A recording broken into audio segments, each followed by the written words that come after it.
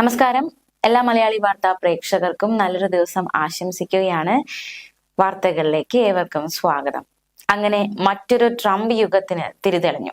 47ാമത് American പ്രസിഡന്റായി ചുമതലയേറ്റ Donald ട്രംപിന് ആശംസയുമായി ഇന്ത്യൻ പ്രധാനമന്ത്രി നരേന്ദ്രമോദി. ഇരു രാജ്യങ്ങളും തമ്മിലുള്ള ഐക്യവും സഹകരണവും തുടരണമെന്ന് പ്രധാനമന്ത്രി എക്സിൽ കുറിച്ചു. തന്റെ പ്രിയപ്പെട്ട സുഹൃത്ത് ഡൊണാൾഡ് ട്രംപ്, താങ്കളുടെ ചരിത്രപരമായ അമേരിക്കൻ പ്രസിഡന്റ് സ്ഥാനാരോഹണത്തിന് അഭിനന്ദനങ്ങൾ.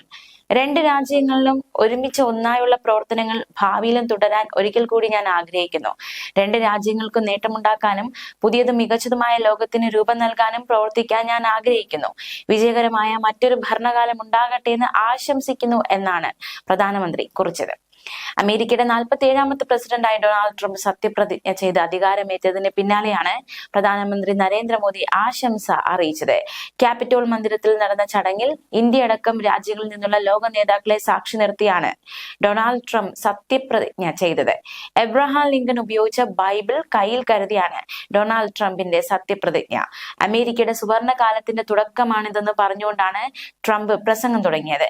ലോകമാകെയുള്ള അതിർത്തികൾ സംരക്ഷിക്കാൻ പ്രവർത്തിച്ചപ്പോൾ സ്വന്തം അതിർത്തി സംരക്ഷിക്കാൻ മറന്ന അധികാര കാലത്തിനാണ് അവസാനമായിരിക്കുന്നത്.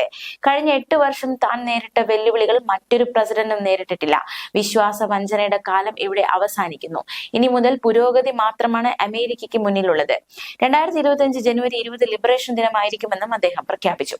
അമേരിക്കൻ പ്രസിഡന്റായി ഡൊണാൾഡ് ട്രംപ് അധികാരമേൽക്കുമ്പോൾ പ്രതീക്ഷിച്ച തീരുമാനങ്ങളും നയങ്ങളും ഒന്നും വിടാതെ പ്രഖ്യാപിച്ചാണ് ട്രംപിന്റെ സത്യപ്രതിജ്ഞാ പ്രസംഗം. തെരഞ്ഞെടുപ്പ് പ്രചാരണ വേളയിലും മുമ്പും പറഞ്ഞ കാര്യങ്ങൾ സത്യപ്രതിജ്ഞയ്ക്ക് പിന്നാലെ ആവർത്തിക്കുകയാണ് ട്രംപ്.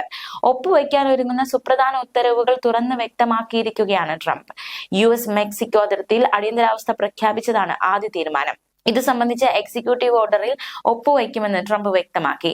അനധികൃത കുടിയേറ്റം തടയുമെന്നതിനൊപ്പം യാതൊരു തരത്തിലുള്ള പൗരത്വ പരിപാടികളും തുടരില്ലെന്നും അനധികൃതമായി കുടിയേറിയ കുറ്റവാളികളെ പുറത്താക്കുമെന്നും ട്രംപ് വ്യക്തമാക്കി.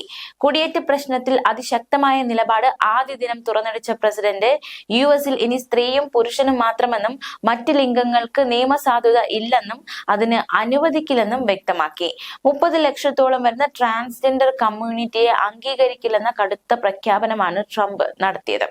രാജ്യത്തെ ജനസംഖ്യയുടെ 1.2% ഉൾക്കൊള്ളുന്ന ജനസംഖ്യയെ ബാധിക്കുന്ന നയപരമായ തീരുമാനമാണിത്.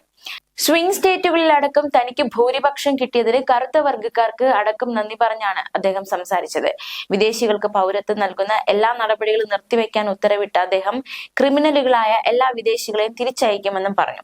അമേരിക്കയുടെ തെക്കൻ അതിർത്തിയിൽ അടിയന്തരാവസ്ഥ പ്രഖ്യാപിച്ച അദ്ദേഹം ഇവിടേക്ക് സൈന്യത്തെ അയക്കുമെന്നും വ്യക്തമാക്കി. രാജ്യത്ത് വിലക്കയറ്റം തടയാൻ ശക്തമായ നടപടി ഉണ്ടാകുമെന്ന് ട്രംപ് പറഞ്ഞു. ഇതിനായി ഊർജ്ജ വില കുറയ്ക്കാൻ നടപടിയെടുക്കും. ഓയിൽ ആൻഡ് ഗ്യാസ് ഉൽപാദനം വർദ്ധിപ്പിക്കും. ഇത് ലോകത്താകമാനം കയറ്റുമതി ചെയ്യും. ഇതിലൂടെ അമേരിക്കയുടെ സമ്പത്ത് വർദ്ധിപ്പിക്കുമെന്നും ഡൊണാൾഡ് ട്രംപ് വ്യക്തമാക്കി. ന്യൂസ് ഡെസ്ക് മലയാളി വാർത്ത.